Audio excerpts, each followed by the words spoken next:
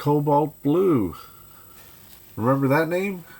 I had an issue of Cobalt Blue about a month ago, and it was self-published in 1977. So here we are in 1986, a decade later, and Cobalt Blue is picked up by Innovation Comics, which was a pretty interesting company. They just like a lot of other indie titles, they were like a farm team for the big names. Like Ron Lim did something Hero something or else for Innovation, and he ended up doing Infinity Gauntlet when George Perez couldn't finish it. I mean, he was big time. He did Silver Surfer and a bunch of other books. But we're not here to talk about Ron Lim. Innovation was a short-lived publisher, and I'm kind of surprised because their product was pretty good. I mean, that really stands out.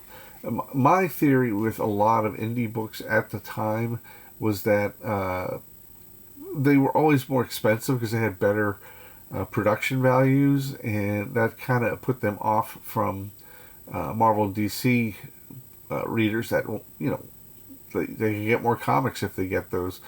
And nonetheless, this is the other thing too, is with the black and white comics being a lot more expensive than Marvel DC. I didn't understand that because color is pretty costly, and you save a lot of money doing a black and white comic. So Innovation, they came and went for, I don't know, under 2 years or so. I could be wrong. One thing I do know they absolutely innovated was nipples on women's super costumes. There was there's a book called Hero something or other, and it's drawn by Ron Lim, and actually it was drawn by several people over several issues, and the main female character, you can see her nipples through her skin tight costume, and at the time I was like, wow, that's bizarre. And I thought that was going to start like this whole nipple craze, but it didn't. It was just wacky. So Mike Gustovich, he had done between the two Cobalt Blues, weeping like a willow. Do. Man, do I sing great or what? Leave your comments below. Tell me what a great singer I am. So, I love the logo. I love a lot of things about it, and they decided to, they decided this would be a breakthrough of sorts. Not a wraparound cover, but a wraparound, 3/4 of a wraparound cover, and because they said it just makes for a better layout. And whether that's bullshit or not, it's still kind of cool. And then here you have the copy that tells you what's inside, and the most colorful space hero of all, Cobalt Blue.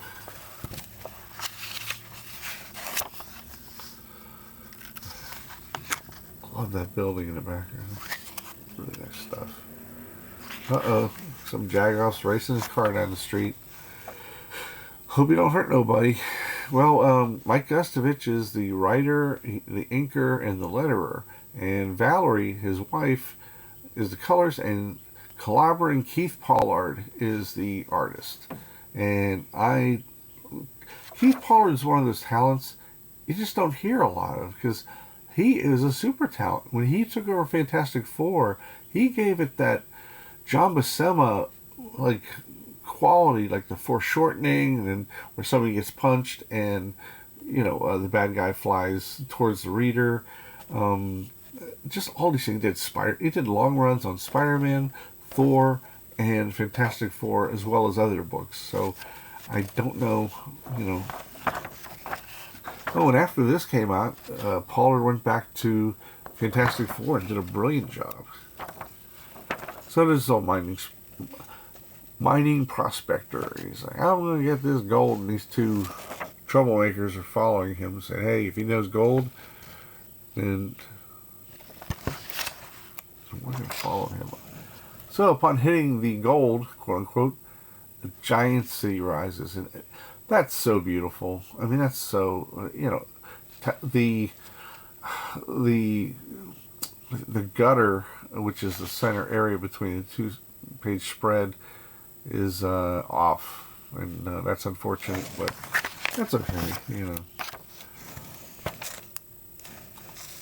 Love that face in the first panel there.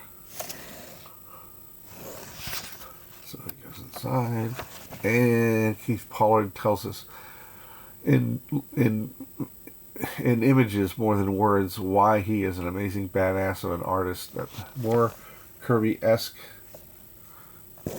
imagery. So the prospector sees all these people in these tubes. They're all in decay except this one guy. So he frees them with his pick. Hang on. The guy comes to, speaks alien language. Love that costume. Isn't that great? And it's pretty. It's got to be a great costume if you're going to pull off the hip boots. Well, this guy speaks, his native tongue, and he adjusts something in his ear, and it says, "Now we can communicate. My name and rank is Cobalt Blue." I like that it's also his rank. That's pretty neat. So he explains how all the others are dead, and he's extremely upset because they're all dead.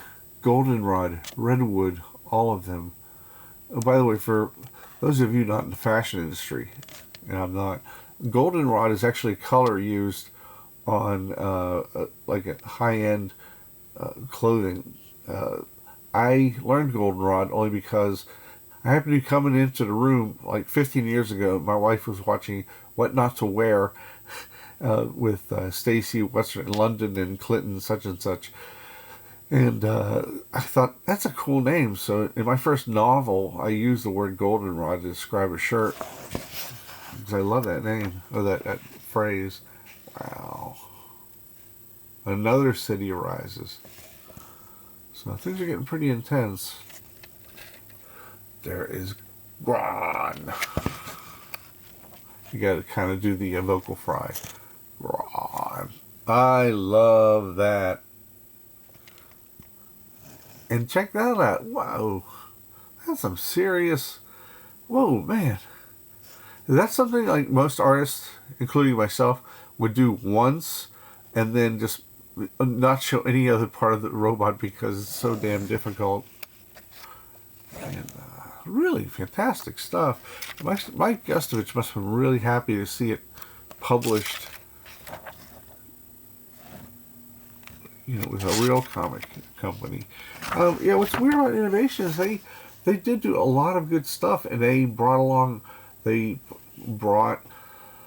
gave Ron Lim, Bart Sears, and a bunch of other up and coming superstars their chance. And Innovation also had Interview with the Vampire, Anne Rice stuff, and which was white hot at the time. So it's like, how did they fold so quick? I don't get it. So, I mean, if anybody has any answers, please leave them below and let me know what you think. So, about this, and now we go to Spider-Man. Marvel team up with the Shroud. At this point, Marvel team up really, really was deep in mediocrity. But I would pick out certain issues of certain, not just characters, but mostly if the art's good.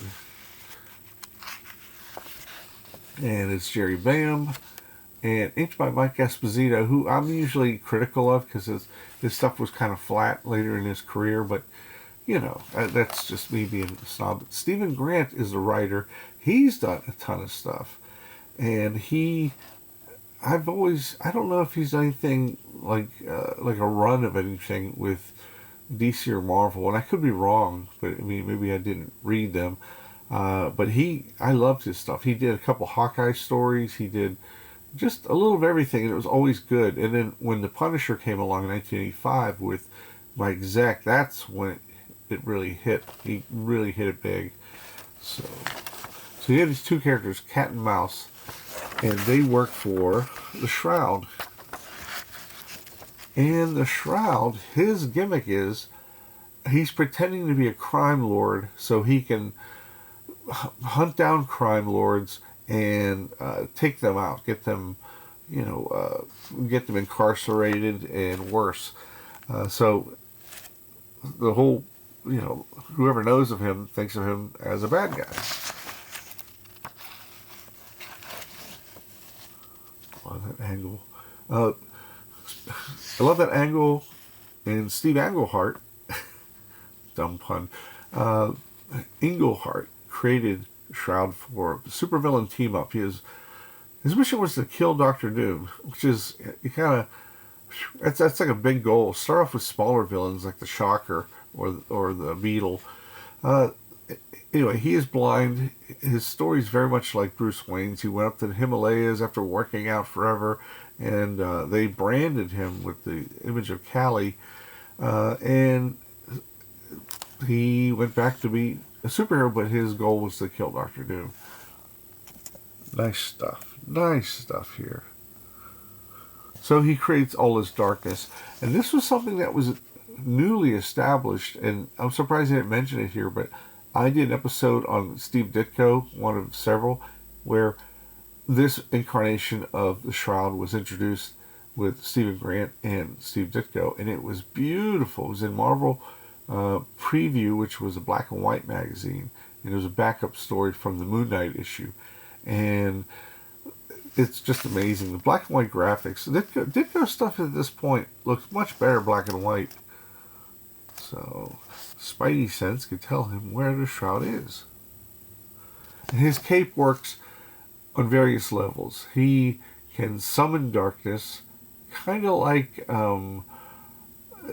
Cloak from Cloak and Dagger, and he also can. He can do a lot of stuff. There's other stuff he can do, but I can't think of it right now. That's not germane to the story. Nor is it Tito, nor is it Michael.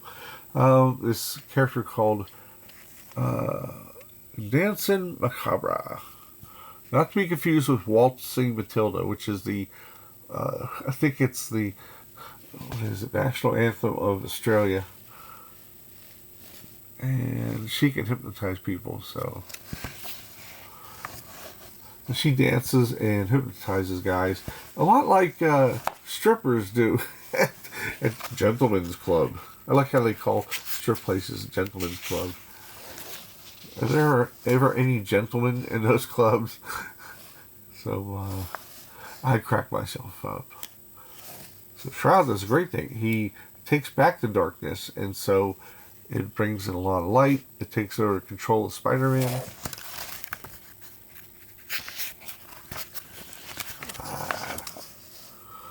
So, I love that. So she dances, and the result is death.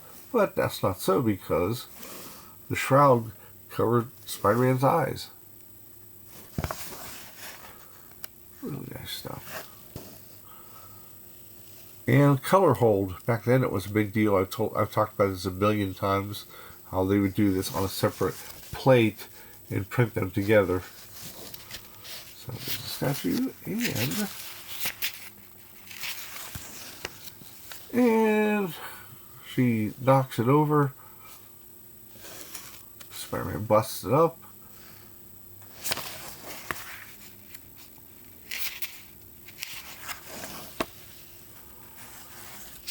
And here we go. Love this right here. He says, besides, I'm not going to show my face to the police, and hey, then it is true what they said about you. You trying to take over the LA mobs. Yes, it's true. And here I thought you were one of the good guys. I am Spider-Man, but I don't have to explain myself to you. Takes him out, but all that stuff is a cape. Classic Spider-Man pose.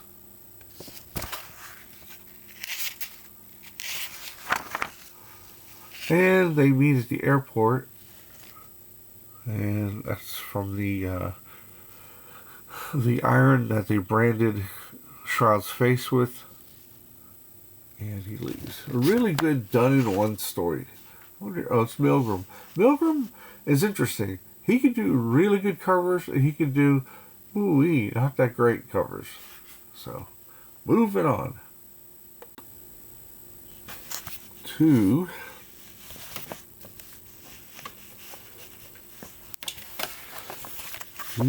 Ditko's World by Renegade Press, which came out after Denny Lubert and Dave Sim divorced. I guess there was a settlement or something, and maybe she got enough money to publish, or she could have got a loan. I don't know. It's not...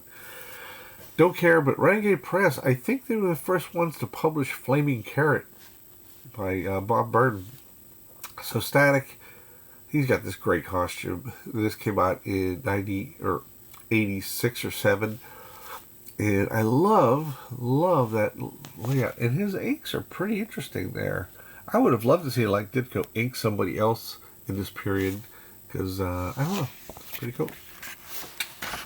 So, that's the full view. And Ditko's motto was, he said that if you should be able to recognize a villain by just seeing their arm or their leg. And that's a pretty good idea in general. So nice inks here. Nice stuff.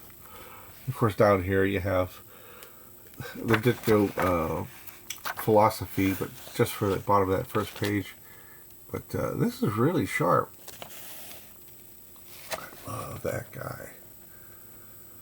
He's kind of like Two-Face, it looks like.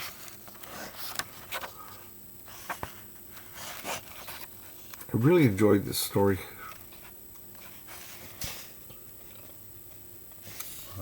Zoom in. There we go. Robin Snyder's Under the Gun. He talks about Static in Ditko's World, and Robert Snyder would publish Ditko up until Ditko's passing, so they were pretty close.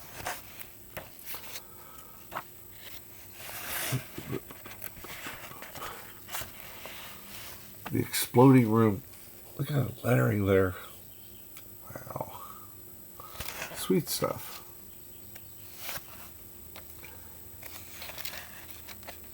And he's doing one of the things he does best is like suspenseful stories.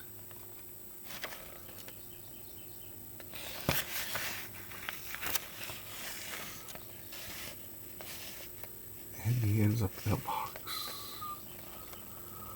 Well, that's very much like the stuff he would do in Journey into Mystery, or one of the many monster/horror books of the pre-Fantastic Four era. Beautiful stuff. Here's what I don't get, though. Not that great. Not at all. In fact, I'm not keen on it. And I'm not trying to bag on the creator, but it's called Ditko's World. Don't stick in something lesser. I'm being kind by saying that. Oh, come on, man. I ain't got no fingernails because I bite my nails. Trouble habit, I know. So, the ugliest. Oh, what's that guy's name? I forgot his name. Oh, it's hard to read. It's, looks like a bunch of sausage being made, and it's tied at the end when they...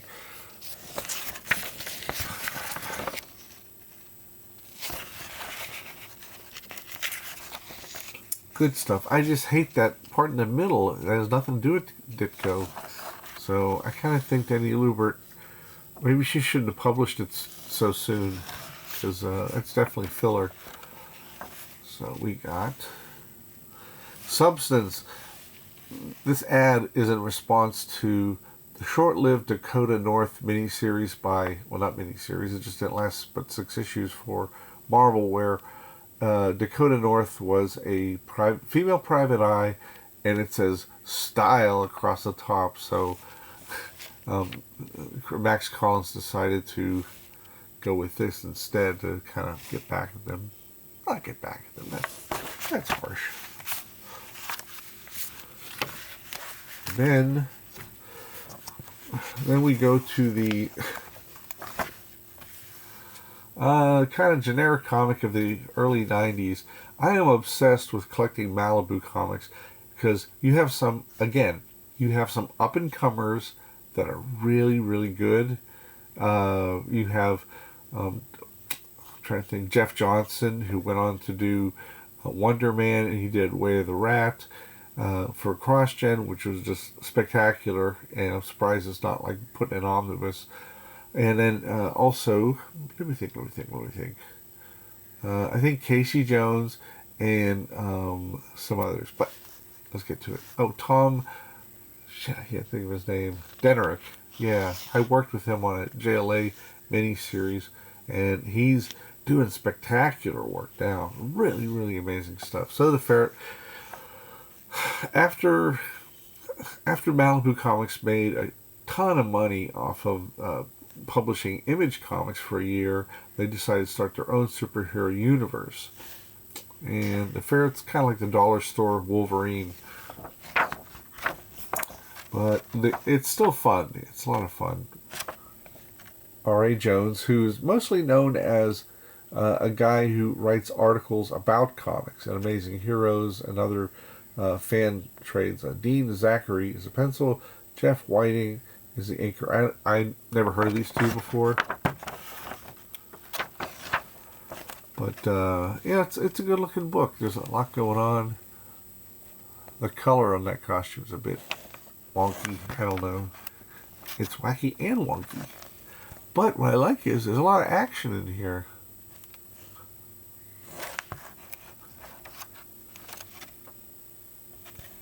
It's just tremendous fun. You know, it's nothing new, but I mean, I love that. Okay, he flips over. I was going to say the badger. The ferret. And the ferret quickly puts a leg lock on the head and knocks him over. They take turns knocking each other over. But it's well choreographed.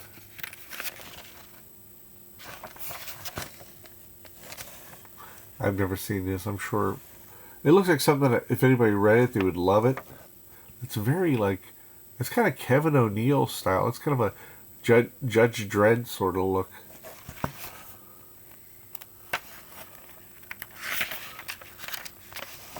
Or 2000 AD to be specific. Man. This guy's anatomy is really good too. I mean, he exaggerates like everybody did back then. But, and I ignored these early on because they were more expensive. It's just, you know, and when you get something tried and true that you like Spider-Man, which was really good until the Clone Saga in the 90s, in my opinion.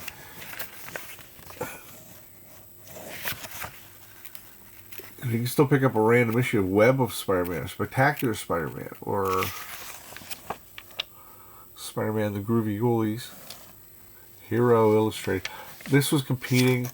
Hero Illustrated came out at the same time Wizard did, pretty much, and Wizard was kind of it was very meat and potatoes, but Hero, I liked them a lot. They covered a lot of other books that weren't badass and wicked and in your face and slaughter and, you know, all that stuff. You know, women 9 feet tall, most of it legs and all that crap.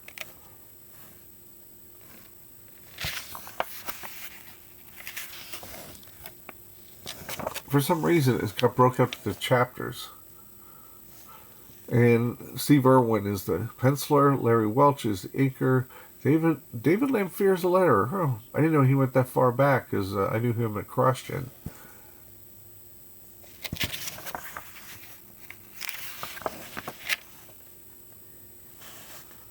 Some neato stuff there. Gets his axe. I like when David Lee Roth used to do that on stage.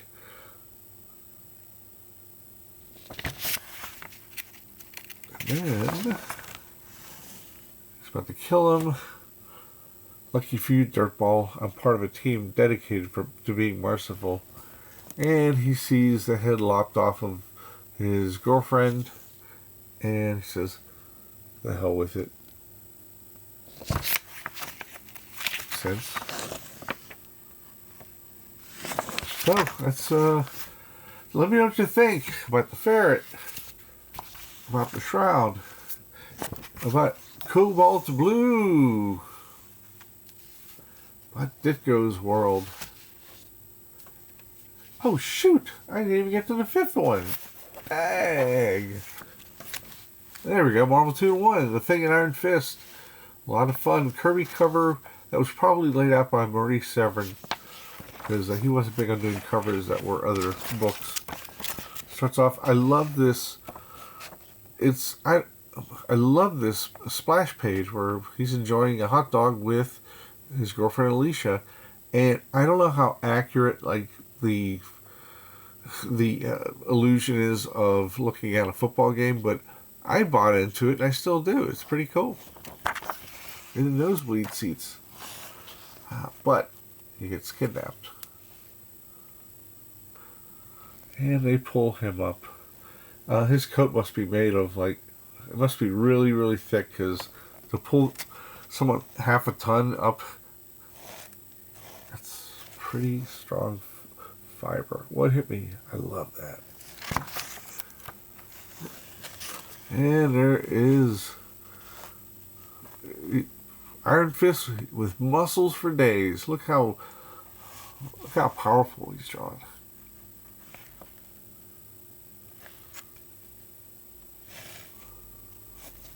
He's like, I can find me somebody to clobber over this. So you get the background. Pablo Marcos is inking this. The way he does the Thing's rocks is really great. I didn't mean this episode would take so long. Whoops, here comes, somebody throws Jadagna, however you say it.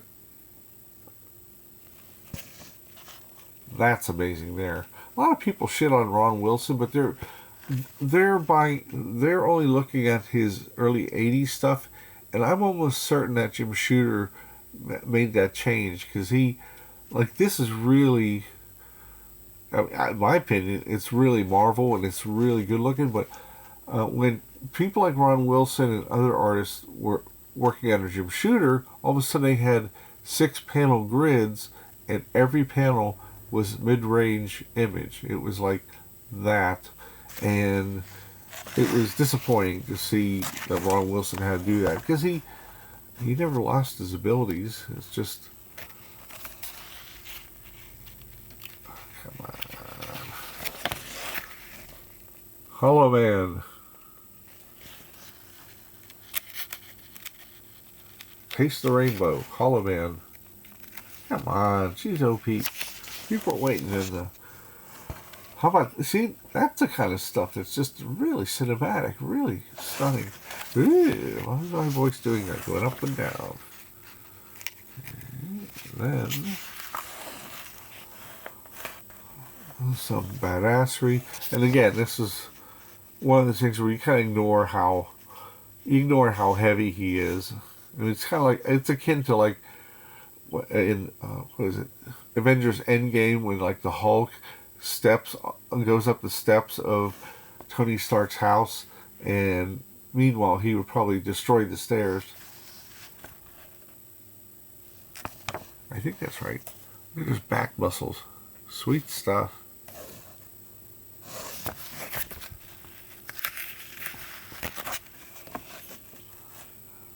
And this guy, his beloved, is promised to to keep pace between two warring factions. That's that stuff there. That's the stuff. I love this guy. The Death Axe. Go pick your teeth with it, Meatball. And just in case you didn't get my message, clear bubblehead, your days of being a 2-bit shoestring general are over. And what happens is the lovers reunited, but he's like, the Thing asks about it, and the woman says, "We are in love." Oh, I think he says it, yeah. "We are in love, my friend, and we were getting married, but then the gracious one demanded my love's hand in return for peace." So she marries this really old guy. Lucky her, huh? And it's kind of depressing for him. But, I mean, I see this, I'm like, oh, it's Bill Belichick. He's on some kind of, maybe he's on Ozempic, but no, that's not the case. So, the person who developed Ozempic probably wasn't even born at the time. Anyway, I hope you like this. I went way too long. And fill me in on the gaps. I may have misquoted, misstated, and also I left some questions in there that I would like to see if somebody could answer. And tell me your memories of Marvel 2-in-1, Ditko, Cobalt Blue, the Shroud, and the Finky Ferret. And that's it. It's early, so that's why my voice is going up and down like a yo-yo. All right, everybody, take care. Bye.